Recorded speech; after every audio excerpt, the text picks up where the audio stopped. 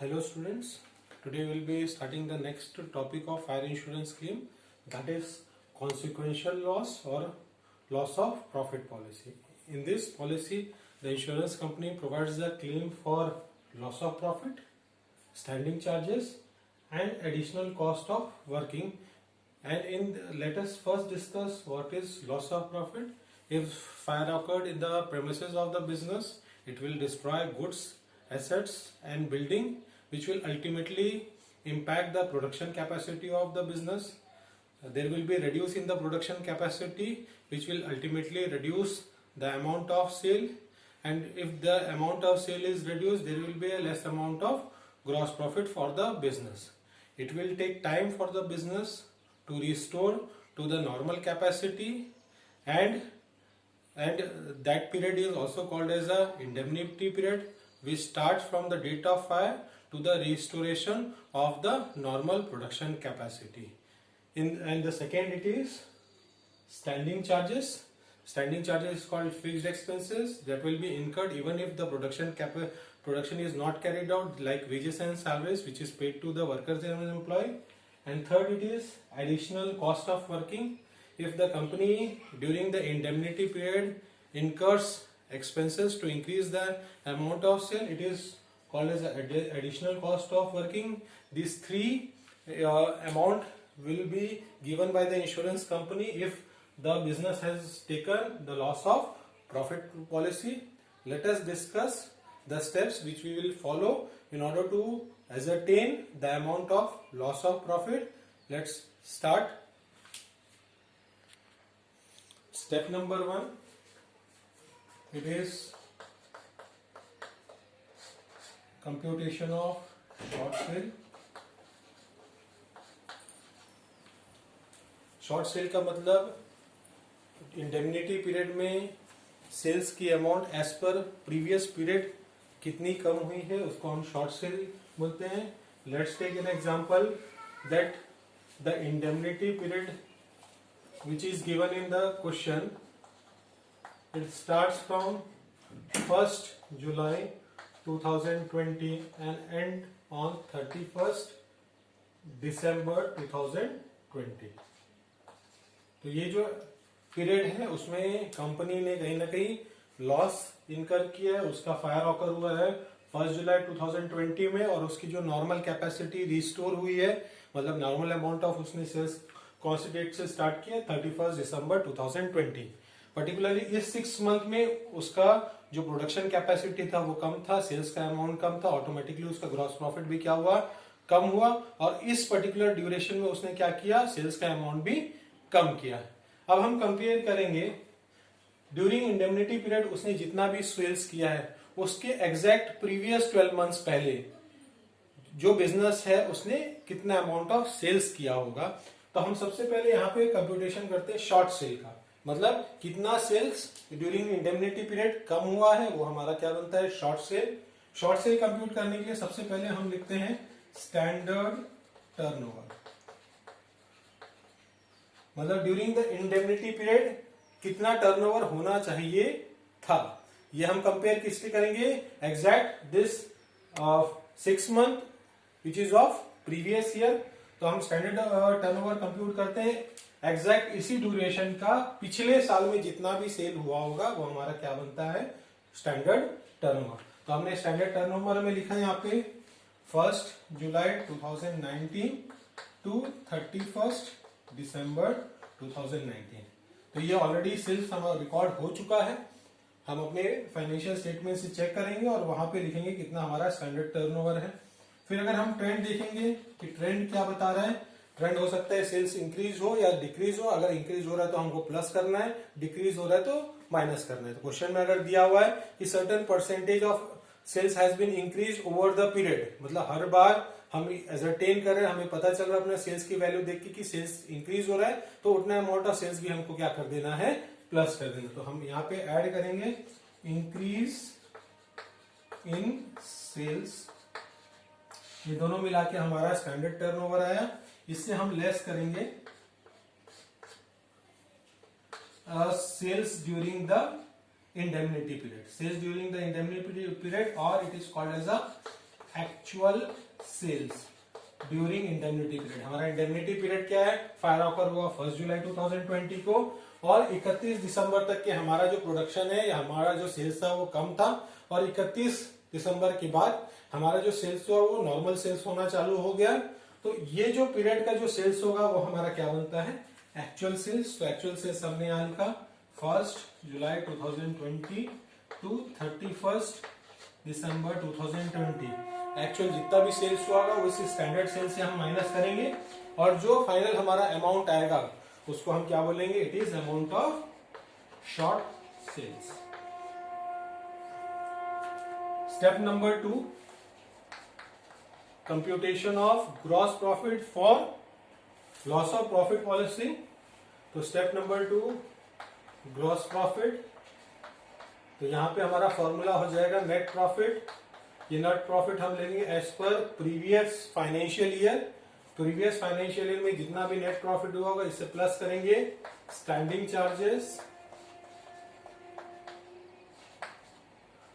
Divided by net sales multiplied by, अगर हमको percentage में निकालना है तो मल्टीप्लाइड बाय 100। तो यहाँ पे हम ग्रॉस प्रॉफिट परसेंटेज में कैलकुलेट करेंगे तो यहाँ पे जो आएगा that will be the rate of gross profit. Step number 3, it is calculation of loss of profit। इस लॉस ऑफ प्रॉफिट में सबसे पहले हम लिखेंगे loss of profit on short sales. तो हमारा फॉर्मूला क्या बनेगा, शॉर्ट सेल जो यहां पे है स्टेप नंबर 1 में multiplied by gross profit that is the loss of profit on short cell. यहां पे ऐड करेंगे, यहां पे हमने देखा है कि इंश्योरेंस कंपनी और हमको क्या पे करेगी, बिजनेस को क्या करेगी, पे करेगी एडिशनल कॉस्ट ऑफ वर्किंग। अगर during the indemnity period, specifically indemnity period में अगर बिजनेस ने सेल्स बढ़ाने के लिए कुछ एफर्ट्स लगाए उसके लिए उसको कोई भी कॉस्ट इनकर होगा वो क्या बनेगा, एडिशनल कॉस्ट ऑफ वर्किंग। जितना भी एडिशनल कॉस्ट ऑफ वर्किंग इस इंडेमनिटी पीरियड में उसने इनकर किया है उसका कैलकुलेशन होगा और कैलकुलेशन होने के बाद जो अमाउंट आएगा वो क्या बनेगा, एडिशनल कॉस्ट ऑफ वर्किंग।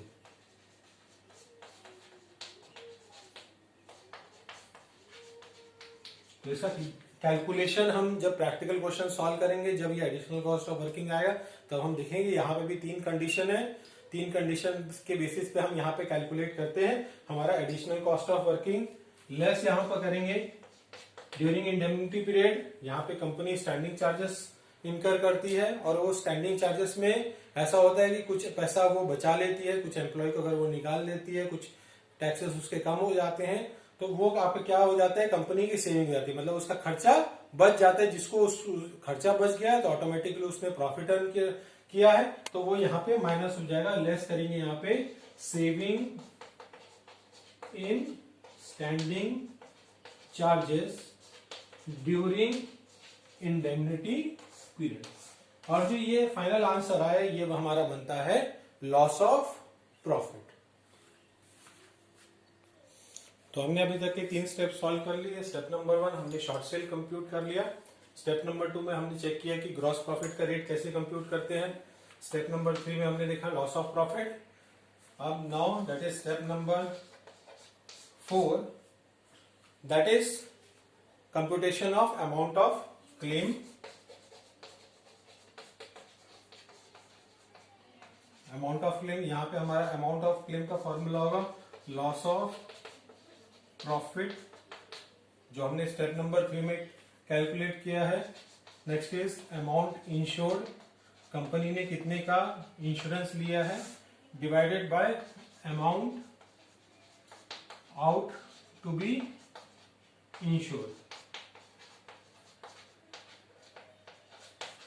इसका मतलब है इंश्योरेंस कंपनी को कितने का इंश्योरेंस प्रीमियम अमाउंट लेना चाहिए था। यहाँ पे कैलकुलेशन होता है amount of to be insured का। अमाउंट ऑफ, यहाँ पे हमको ये याद रखना है कि जो क्लेम हमको मिल रहा है, जैसे अमाउंट ऑफ स्टॉक का जो हमने देखा लॉस ऑफ स्टॉक में, तो वहां पे हमने क्या देखा, स्टॉक की अमाउंट थी और यहाँ पे हमने closing stock on the date of fire लिखा। यहाँ पे लॉस ऑफ प्रॉफिट है तो यहाँ पर भी जो amount ought to be insured रहेगा उसमें हम क्या कैलकुलेट करेंगे, प्रॉफिट की अमाउंट। तो यहाँ पे जो हम amount out to be insured निकालते हैं, amount out to be insured, इसका हमारा फॉर्मूला होता है gross profit on adjusted turnover preceding 12 months from the date of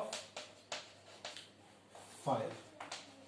जिस डेट में फायर हुआ है उसके एग्जैक्ट पिछले 12 महीने में जितना भी सेल्स हुआ होगा उसको हम एडजस्ट करेंगे। अगर there is a percentage increase in the sales तो उसको हम एडजस्ट करेंगे, और एडजस्ट करने के बाद जो भी उस पर ग्रॉस प्रॉफिट आएगा वो क्या बनेगा, amount out to be insured.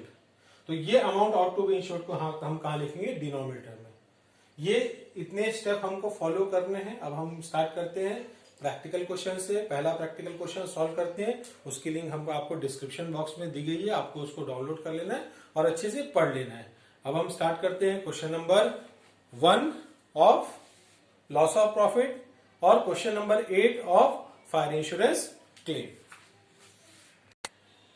Question number 8 में दिया हुआ है कि fire broke in the premises of mister X on 30 September 2020 and the business activity was disrupted for 4 months। Fire occur हुआ 30 सितंबर को और 30 सितंबर के बाद उसको 4 महीने लगे उसकी नॉर्मल कैपेसिटी तक आने के लिए। उसका बिजनेस कितने महीने तक के डिस्टर्ब रहा, 4 मंथ्स का। तो यहाँ पे सबसे पहले बात तो हम इंडेमनिटी पीरियड, क्वेश्चन जब स्टार्ट करते हैं तो हम सबसे पहले क्या लिखेंगे, इंडेमनिटी पीरियड। वो कब स्टार्ट होता है, जिस डेट में फायर ऑकर हुआ है। फायर ऑकर हुआ है यहाँ पे 30 सितंबर 2020, 4 महीना, तो सितंबर तो खत्म हो गया, अक्टूबर, नवंबर, दिसंबर एंड जनवरी, टू 31 जनवरी 2021। ये हमारा क्या बनता है, इंडेमनिटी पीरियड। इसी इंडेमनिटी पीरियड में जो अमाउंट ऑफ सेल्स है वो मिस्टर एक्स का कम हुआ है और उस पर उसका प्रॉफिट का नुकसान हुआ है। तो यहाँ पे इंश्योरेंस कंपनी क्या करेगी, उसके प्रॉफिट का जितना भी नुकसान हुआ है उसका उतना claim insurance company mister x को पे करेगी। तो यहाँ पे कैलकुलेट करते हैं। सबसे पहला होता है हमारा स्टेप नंबर 1। स्टेप नंबर 1 में हम क्या कैलकुलेट करते हैं, शॉर्ट सेल्स। शॉर्ट सेल्स निकालने के लिए सबसे पहले हम क्या लिखते हैं, स्टैंडर्ड सेल्स या standard turnover just preceding the current financial year. तो यहाँ पे बिल्कुल एग्जैक्ट 12 महीने पहले जितना भी इस पर्टिकुलर ड्यूरेशन में सेल्स हुआ होगा वो हमारा क्या बनेगा, स्टैंडर्ड टर्नओवर। तो हम यहाँ पे जो सबसे पहली बात तो मंथ एज इट इज लिख लेते हैं, 30 सितंबर टू 31 जनवरी। एक महीना पहले, यहाँ 2020 बोला है तो यहाँ लिखेंगे 2019। तो इस ड्यूरेशन में 30 सितंबर 2019 टू 31 जनवरी 2020 जितना भी कंपनी का सेल्स हुआ होगा वो क्या बनेगा, स्टैंडर्ड टर्नओवर। क्वेश्चन में चेक करते हैं तो क्वेश्चन में भी गिवन है sales for the period from 1 October 2019 to 31 January 2020। Amount कितनी गिवन है, 4,50,000। तो हम यहाँ पे लिख रहे हैं कितना, 4,50,000। लेस करेंगे, यहाँ पे लेस करेंगे क्या, एक्चुअल टर्नओवर। तो हम यहाँ पे लिखते हैं एक्चुअल टर्नओवर लेस। पहले से हम क्वेश्चन में चेक कर देते हैं, अगर there is percentage increase in the sales तो हम उसको ऐड करते हैं। क्वेश्चन में परसेंटेज इंक्रीज बताया नहीं कि हर बार सेल्स कितना इंक्रीज हो रहा है, तो हम उसको यहाँ पे नहीं लिख रहे हैं, हम यहाँ पे सीधा लेस कर देते हैं। एक्चुअल टर्नओवर, एक्चुअल टर्नओवर की अमाउंट कितनी गिवन में, एक्चुअल टर्नओवर होगा इंडेमनिटी पीरियड का, that is 30 September 2020 to 31 January 2021। Question में चेक करते हैं, सेल्स गिवन है दूसरा, for the period of 1 October 2020 to 31 January 2021।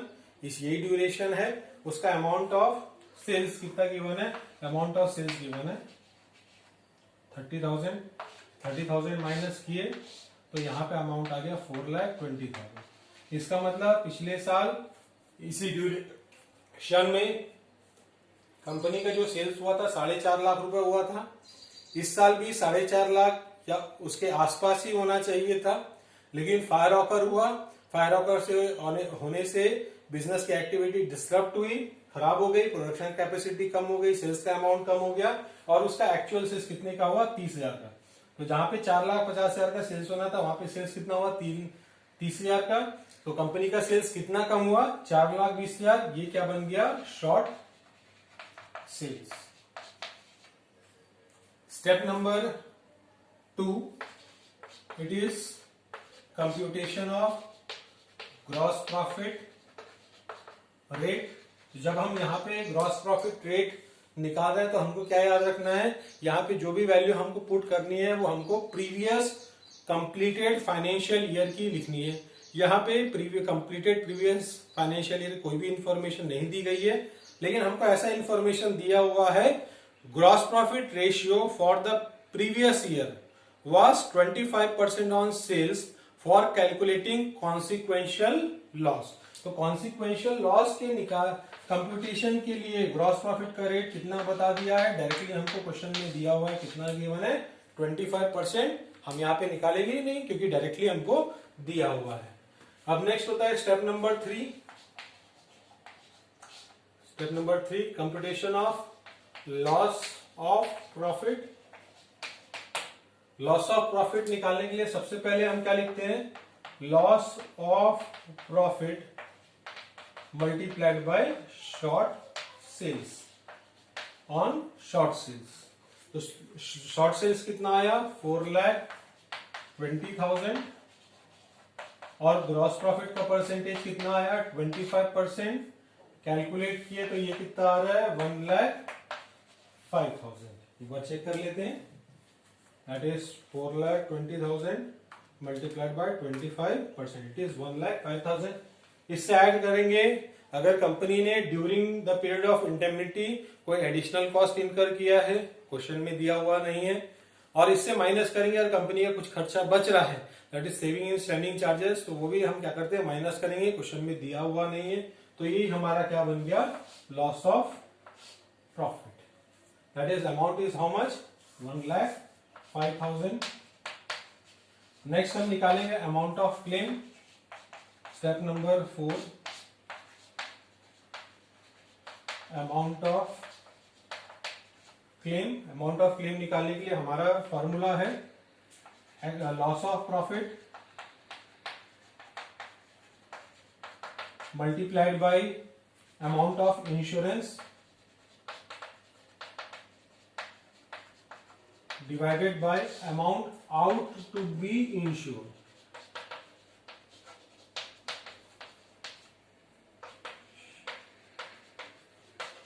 कितने का इंश्योरेंस लेना चाहिए था?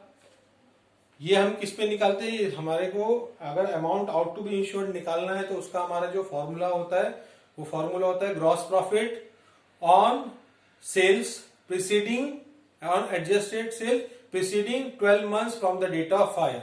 इसका मतलब जिस डेट में फायर ओकर हुआ उसके एग्जैक्ट 12 महीने पहले का अगर सेल्स दिया हुआ है तो ही हम निकाल सकते हैं। यहाँ पे वो दिया हुआ नहीं है तो amount out to be insured निकल नहीं सकता है।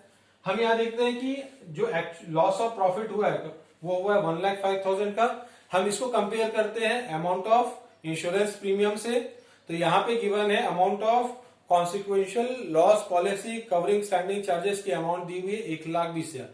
इसका मतलब इंश्योरेंस 1,20,000 का लिया गया है। यहाँ पे लॉस कितना है? 1,05,000। लॉस की अमाउंट कम है और अगर लॉस की अमाउंट कम रहेगी तो एवरेज लॉस अभी हम लगा नहीं रहे हैं। एवरेज लॉस इसलिए नहीं लगा रहे क्योंकि amount ought to be insured दिया हुआ नहीं है। अल्टीमेटली अमाउंट ऑफ इंश्योरेंस ज्यादा है, लॉस कम है, इसका मतलब इंश्योरेंस कंपनी पूरा का पूरा क्लेम इंश्योर्ड को पे करेगी। तो यहाँ पे अमाउंट ऑफ क्लेम कितना निकलेगा? ₹1,05,000। That is the amount of claim. हमने डायरेक्टली इसलिए निकाला कि सबसे पहला बार amount ought to be insured नहीं निकल सकता है। दूसरा, अमाउंट ऑफ इंश्योरेंस ज्यादा है, मतलब इट इज फुल इंश्योर्ड। जब भी फुल इंश्योर्ड होता है तो पूरा का पूरा क्लेम मिलता है, इसलिए पूरा का पूरा अमाउंट हमने यहाँ पे लिख दिया है। आज के लिए बस इतना ही। अब ये बेसिक्स है, इसके बाद हम next advance level of question से स्टार्ट करेंगे। आज के लिए इतना ही। Thank you.